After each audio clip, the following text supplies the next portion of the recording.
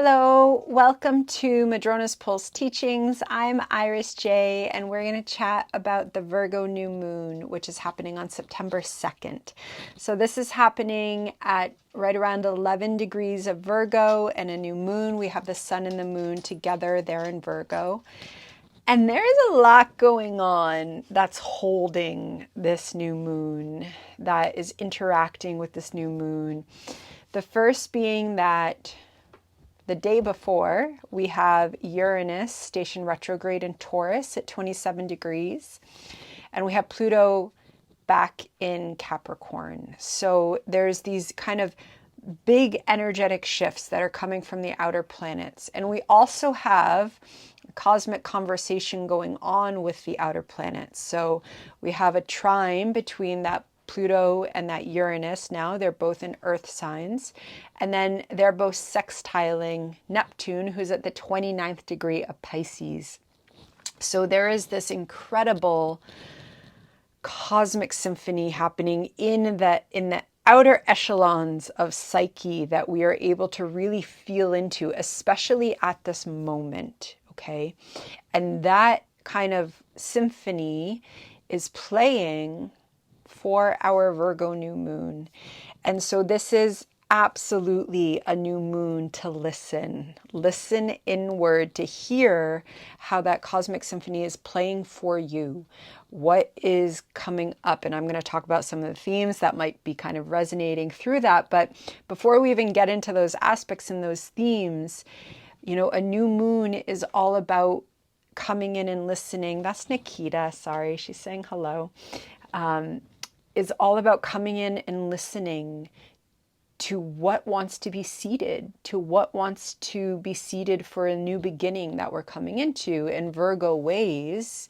And a Virgo new moon is kind of just lusciously delicious. It is, especially if we can cultivate a little bit of time to come into a quietude, to come in to listen, because Virgo wants to be devotional. It wants to embrace the sacred through this world that we're in, through this earth plane. It wants to let the sacred come in through the habits, the practices, the attention, the mindfulness, literally the mind-body connection. And so right away, just around the new moon, I would also say, especially on September 1st, depending when you're watching this, just because September 1st is such a big day and we want to come into a mindful place to be with some of that energy, but really coming into those practices that support you to listen in, that support you to check in with your intuition. And at this time, what wants to be seeded? And what wants to be seeded could have some seriousness to it, because Saturn is talking to this new moon. So Saturn is in Pisces, it's retrograde, and it's at 16 degrees of Pisces for this new moon. And so it is opposite our sun and our moon that are right around 11 degrees. And so Saturn is there talking to the new moon. And we also have Saturn squaring Jupiter. Now they're not exact, but Jupiter is also talking to this new moon. It's in a wide square with both the new moon and with Saturn. Jupiter is there in Gemini. Okay, so we have this other conversation that's a little noisier. Okay, the Uranus and the Pluto and the Neptune, we really feel those, and we really, especially with the sudden changes of Pluto going into Capricorn. I have a whole video on that. It's linked below.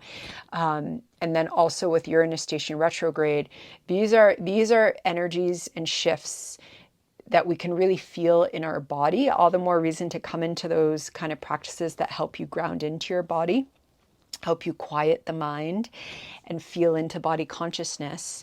And we really want to do that. And then Neptune is really speaking through intuition, through dreams, coming into art practices is kind of how some of that Pisces energy speaks with us. And then we have a bit of a potential noisier conversation going on with Saturn, Jupiter, and then the new moon. But ultimately, as we're coming in and seeding intentions with the new moon, as we're listening to our intuition, what wants to support you on your path that helps you align with your spirituality? That is a question of this new moon. in a way that could have some pretty profound impact on your life, where you are right now. Now, this is really significant because Mercury, applause, applause, Mercury is direct, right? And this is important because Mercury is a ruler of Virgo. I work with some modern kind of astrology where Virgo can also be ruled by Chiron. And so we want to look, and they're both active right now. And Mercury is a ruler, however, of Virgo, and therefore it's really significant that Mercury is direct, especially because Mercury rules Gemini, which is where Jupiter is, which is where Jupiter and Mars were conjunct, which is part of why August was a bit of a month for folks, because there was this strong push and pull, charge, yearning to go forward. Saturn and Mercury retrograde potentially saying, what about this way? Or how about we just take a beat? Or how about we just wait or pause, or sudden, perspective shifts happening. Now, with this new moon, we're seeing those intentions aligning to our spiritual path. Saturn in Pisces wants to bring alignment into our spiritual path for what's coming. What's coming in this kind of smaller cycle, which I haven't even mentioned yet, which is that this new moon is seeding us into the lunation cycle. It's going to be eclipse season starting with our next full moon. But then also what's coming in 2025 and 2026 when Saturn and Neptune are moving into Aries, okay? So astrology, I'm always saying cycles within cycles, layers upon layers, and we're just learning to listen and move and intuit and co-create with. And so because Mercury is now direct in Leo, we might be able to feel the forward motion in a way that we weren't able to feel it in August. Okay, now this is a new moon, which is when we want to get a bit quiet. We want to listen. We really want to listen with intuition. We really want to quiet, especially if you're prone to anxiety. We really want to quiet the anxious mind that wants to know, that wants the answer, that is sometimes projecting fear of the past onto the future. And then we get caught in that kind of fast forward rewind cycle and we miss the present moment. We want to sit in the present moment, especially because while Virgo is the mind-body connection, Saturn is opposite this new moon, and it's pretty strong in that opposition. And Saturn is in Pisces, which is helping us to listen to our connection with the divine, to our connection with spirit, to literally coming into an alignment, to shifting our boundaries in our own life, also potentially in relationships, so that we can have some of that alignment coming in. And with Jupiter, there's an opportunity for expansion with that. There's an opportunity for really coming into some understanding of our own intuitive wisdom through the Jupiter and Gemini energy, and Mercury direct supports us in that. Now we're still sussing things through. We're still, Mercury has still in its shadow. And so we're still coming through, but we have some more forward motion there. And also Mars is also very happy about that. As Mars is finishing its journey in Gemini, that Mercury direct is also really supporting that Mars, where we have that energy that wants to move forward. Now, we also have, however, a major shift with Uranus in the fact that Uranus has just stationed retrograde the day before this.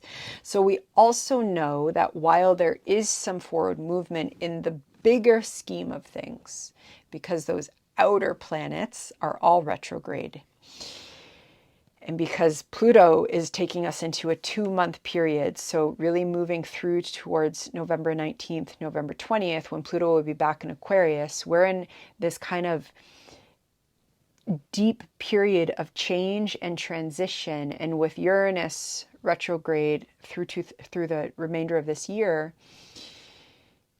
there's something that's being reworked in that kind of Taurus area of our psyche, of our chart, that might be kind of big. Okay, and this of course depends upon where we have Taurus, but without getting into those very, personal specifics, there's this cycle of forward motion that's absolutely coming, that we're planting seeds with. And then there's a bigger cycle, and the gears are still shifting in there. And we're waiting for intuition, for events, for co-creative unraveling to kind of take us forward in those bigger ways. And that's going to be unveiled as we move through the remainder of this year. But right now we can really kind of seed in and set intentions, especially what was August like for you? How did it go? What came up? Did you get any full stop? Did you get any redirection? Was there confusion? And where are you now? What are you feeling into now? And then again, having some of those ideas turn up and then going into the practices that really support you to quiet that mind that wants to know, so Virgo is really this incredible earth energy, because while it is an earth sign and it is, of course, the body and it is how we manifest things in this plane, it's always connected, firstly, to the spiritual. Pisces is in the axis with Virgo. And that's where Virgo's drive is actually coming in to create the structures that let that Pisces divine energy come in. And that's why Virgo can get really particular about how it does things. And that's where Virgo can kind of fall into being the perfectionist of the zodiac. It can get into a cycle of self-sabotage sometimes. And so when that's happening, Virgo's either driven by fear or it's driven by what's turned into anxiety. And Virgo just needs to chill a little bit. It needs to lean in and let the universe do its thing. And so getting into those practices that help you to kind of quiet the mind during this kind of energy, when we have Saturn in Pisces, when we have Jupiter there in Gemini, talking to the new moon, talking to Saturn, we want to receive.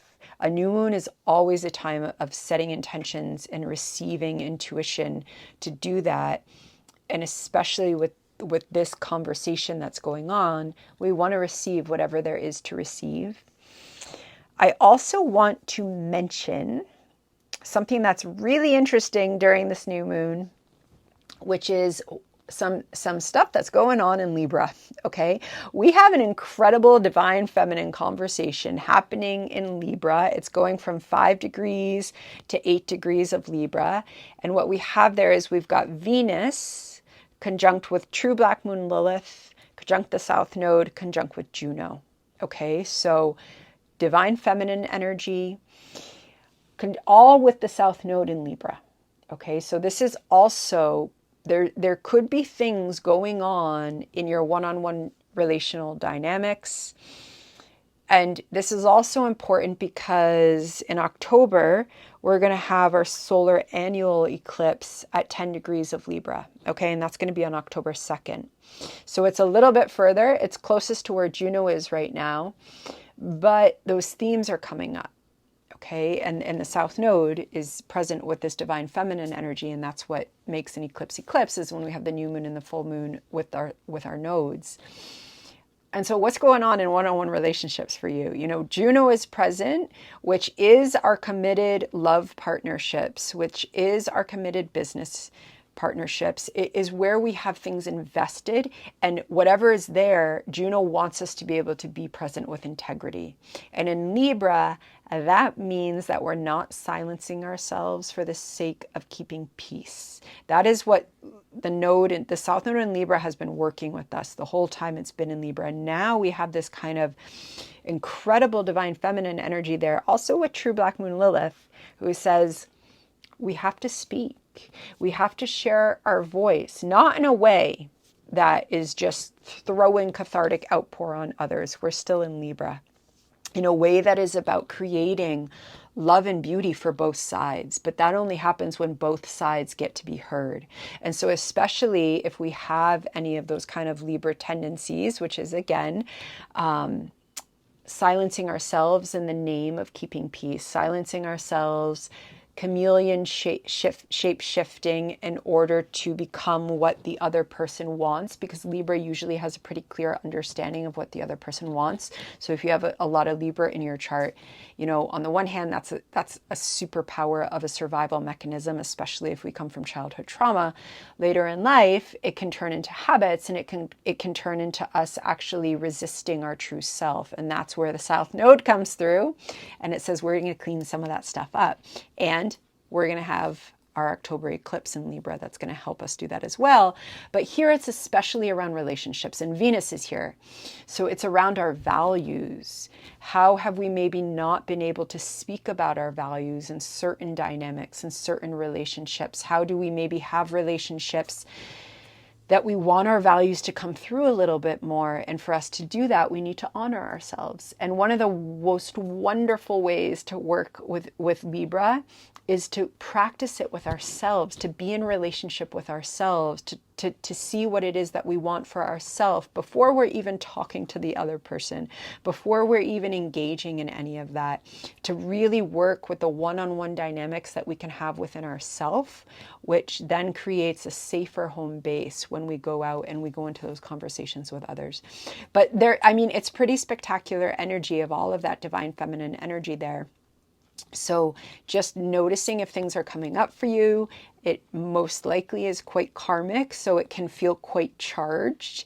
And then if it is quite charged, really working with what this new moon is asking, which is to quiet, which is to come into those practices that support us, knowing that whatever's coming up right now, in this moment, it's part of this incredible, communion between the outer planets, which is transformative, which is awakening, which is spiritualizing, which is offering us support as we journey through these next 2 months and beyond, to awaken, to transform, to do the work and co-create and come into alignment with our spiritual path, which is what this Saturn is really offering us there. And sometimes Saturn works through limits. Saturn works through, wow, I really want to go here, and there is a boundary that's been enforced by external circumstances sometimes. Here it's going to depend where you have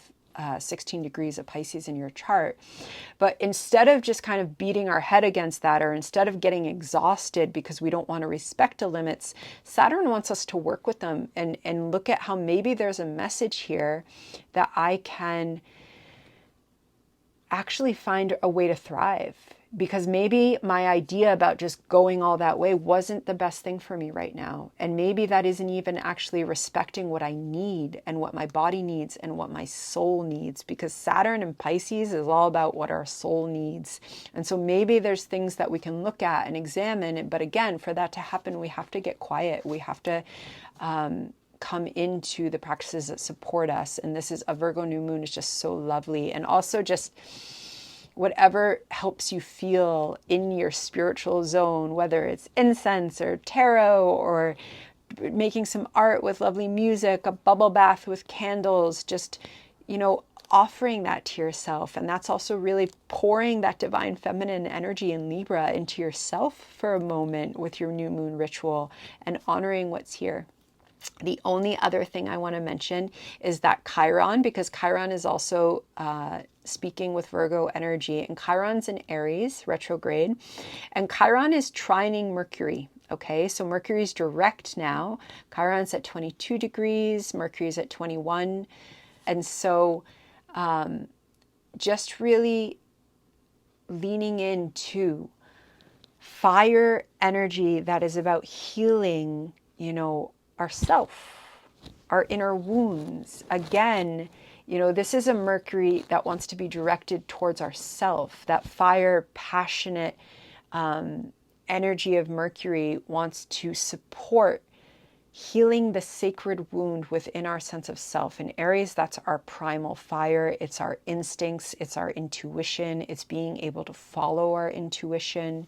And so again, how does that also connect us into our spiritual alignment? How does kind of checking in with, here journaling could be great, writing could be great. Also inviting joy. Journaling about what creates joy for me at this time, because sometimes just allowing ourselves, especially if we have had lives where we haven't been in a safe enough situation to experience joy, to carve out joy at different parts in our lives, just spending time allowing the words to flow around what brings me joy. What do I imagine to be joyful? That could, joy is also part of our spiritual paths. And so all of these layers are here. So just taking some time to really do that and nurture this self, because there's a supportive trine between that Chiron and that Mercury, and they're talking to the Virgo new moon. Okay. Whew, it's a lot, but it's all here. And so I am sending those Virgo new moon blessings out, and I'm going to see you when I see you. Be well.